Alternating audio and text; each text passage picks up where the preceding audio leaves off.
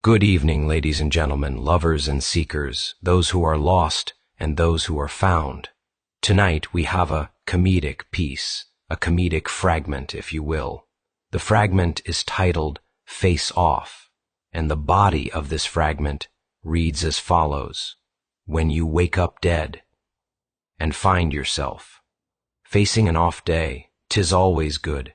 And I always say, and I will say it again, hear this and hear it loud. Right here, right now, for you.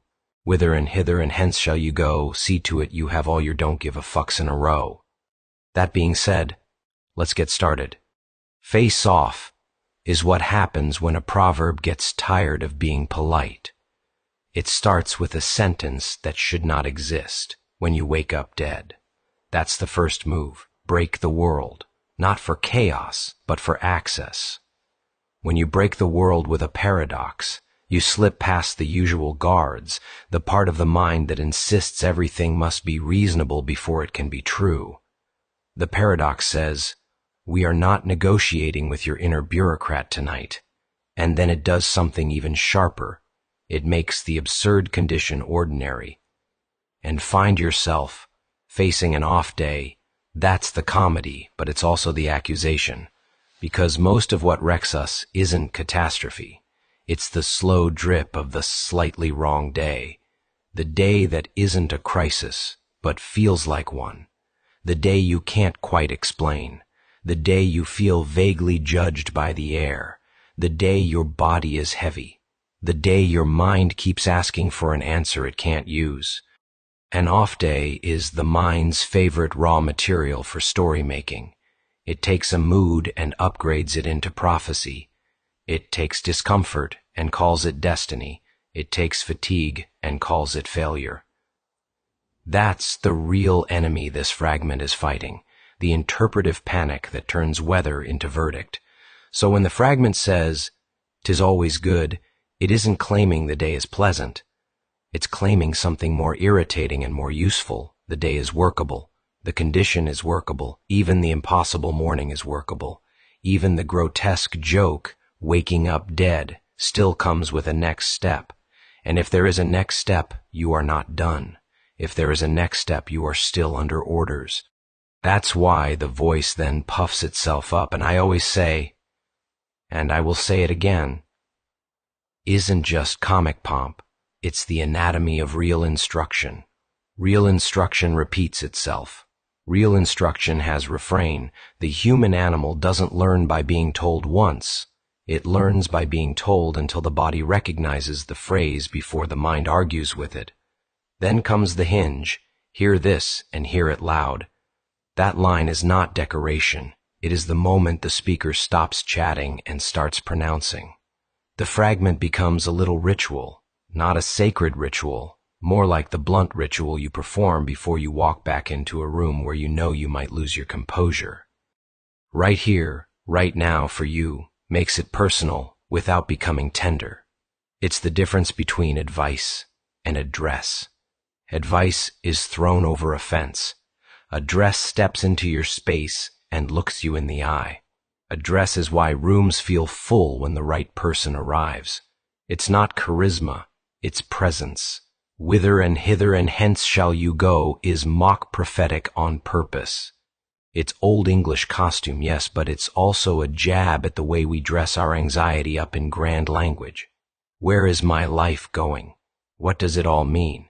What is my purpose? Fine. Whither, hither, hence. You'll go everywhere and call it significance. The line is saying, your life will move. Directions will happen. Outcomes will happen. That part is not special. That part is guaranteed. Now, here comes the only part that matters. See to it you have all your don't give a fucks in a row. That line is crude, but it's not crude for shock. It's crude because it refuses to be misunderstood. Ducks in a row is the classic idiom of preparation. Get organized. Don't give a fuck is the classic idiom of indifference. I refuse to care. Fuse them, and you get something that sounds like a joke but functions like a method. Organize your indifference. That's the actual doctrine here. It's not telling you to become numb. It's telling you to stop hemorrhaging attention. Most people don't suffer because they care too much in general. They suffer because they care indiscriminately. Their care is untrained. Their urgency is unranked. Their nervous system is constantly firing over problems that do not deserve the cost. So don't give a fucks in a row is basically triage. It's deciding what deserves zero. And it's deciding it in an ordered way so you don't keep renegotiating it every 5 minutes. This is how you stop giving a committee meeting to every intrusive thought. This is how you stop treating every social tremor as evidence of exile. This is how you stop letting an off day become a theology. And that's why the fragment is funny. Humor is one of the few tools sharp enough to cut through self-seriousness without starting a war. If you told a person plainly, you need to stop caring about so much nonsense, they'd defend their nonsense like it was their child. But if you hand them a line that makes them laugh, especially a line with teeth, they accept the medicine before they notice it's medicine. The title Face Off is also doing work, because this isn't about floating through the day, it's about meeting it, facing it. Even if the day is mediocre, even if your body hurts, even if your mind is foggy, even if the whole thing feels unfair, face off is what you do when there's no elegance available, only stance.